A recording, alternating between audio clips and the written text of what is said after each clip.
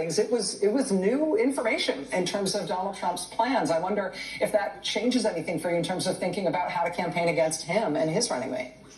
Americans should know. We know what a non-answer is when he's talking about this. Of course he would not sign a ban against that because he wants it. He's the one who ruined Roe. He brags about it all the time. Of course he's not going to do anything with Ukraine because he wants Putin, his buddy, to be in there, and he wants to undermine our alliances that have kept peace in the world. These non-answers are as clear as anything. He can't answer them. And again, when you ask him for a plan, 9 years on health care, we know what he's going to do. He's going to destroy the ACA, get rid of pre-existing condition protections. He's going to attack Social Security and Medicare. And the one thing I say, Rachel, is he is clear about he will give tax cuts to the wealthy because that's the one thing he actually followed through with. So he has no plan. When I travel, and we all see this, when I was at the D-Day memorial, it was clear that other countries deeply concerned with Donald Trump coming back, deeply concerned that his inability to do anything other than a transactional shakedown of our historical allies, as we sat on the beaches of Normandy, where Americans died, protecting Europe, but protecting us. That's the thing. You give in on Ukraine, it empowers China, it empowers Putin, it empowers dictators. But again, one example, he was asked for one world leader who was with him, and it's Orban. My God, that's all you need to know. You've got a leader in Kamala Harris that understands the importance of these alliances. She understands what it truly means to stand up for the Western democracies, and she truly means to talk about others. Donald Trump talked about himself 99% of the time, and if he wasn't talking about that, he was talking about Orban. So it was couldn't have been clearer. Couldn't have been clearer. And I'd just like to say, if I can make my plug, she did her job. Americans need to do theirs. Get engaged. Get the facts. Go to KamalaHarris.com. Go down and do some door knocking. Talk to your neighbor. Talk to your relatives. It was clear tonight that there is only one person on that stage that should be president of the United States, and that was Kamala Harris. One of the more interesting and I think unpredictable moments in the debate, Governor Walz, was a back and forth with the former president about whether or not he believes that he won or lost the last election. He has made some contrary remarks about this in recent days. He tried to claim, I think not very credibly, and was called out by one of the moderators, tried to claim that those recent comments were meant sarcastically, as if he had been joking. It really didn't seem at the moment like he was. The reason this isn't just about 2020, it's not just about 4 years ago, it's about now, is because presumably his attitude toward American elections carries through from the last one to this next one. And I have to ask if you and your campaign and Vice President Harris are fully expecting that even if you wipe the floor with him, even if you win by a lot in November, that he is going to enlist the entire Republican Party, both nationally and in every state that he can, in trying to claim falsely that he won.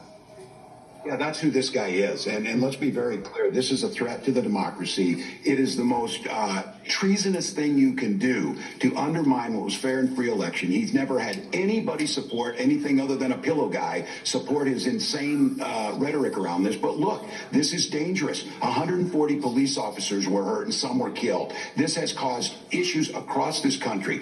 The campaign, we're ready for this. We know it's going to be a tough race. We know that he's not going to probably concede. That's why I say once again to Americans, get out there, get engaged, make sure that we're doing everything necessary. And I'm going to give a huge thank you to those election workers, folks like my mom who's been a poll watcher for years, folks that are on the Republican, Democrats, independents who do the hard work of democracy for no money. They're being put at risk by the recklessness of Donald Trump because he can't at nearly 80 years old do something that my fourth graders when I taught them did. When you lose a game, you go shake hands and you congratulate the other person and you move on. We're in this together. This guy cares nothing about the democracy. He cares nothing about the American people. He cares about himself and himself only. So I appreciate the moderators calling him out on this, re-questioning on it, making it clear that he's not lost. But look, this guy is a threat. This is going to be a close election. We know it comes down to the battleground states. So for all the listeners out there, we need you. We need you to get engaged. We need you to send a message to this. And I just came a few minutes ago from talking with Mesa Mayor Giles, a Republican. who says I'm a strong Republican. I don't agree with all of your positions, but you are standing in the breach of democracy. Donald Trump is a threat to that, and he proudly stood there with he and his family. That's the type of things we need Americans to do across this country. Kamala Harris is going to be that president for all of us. You don't have to agree with every policy, but it's very clear. She trusts this democracy. She puts the Constitution above everything else.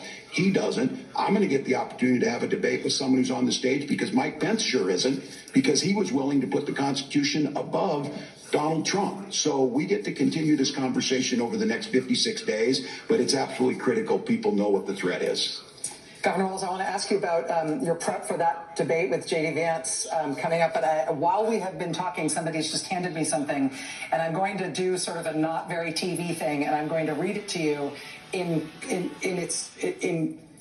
totality. I'm going to read you the whole thing because this was, I don't think you know about this, but this was just posted online by a woman you might have heard of whose name is Taylor Swift. And she has posted this online along with a photo of her cat. And I'm going to read to you what she just posted. Quote, like many of you, I watched the debate tonight. If you haven't already, now is a great time to do your research on the issues at hand and the stances these candidates take on the topics that matter to you the most. As a voter, I make sure to watch and read everything I can about their proposed policies and plans for this country. Recently, I was made aware that AI of me, quote me, falsely endorsing Donald Trump's presidential run was posted to his site.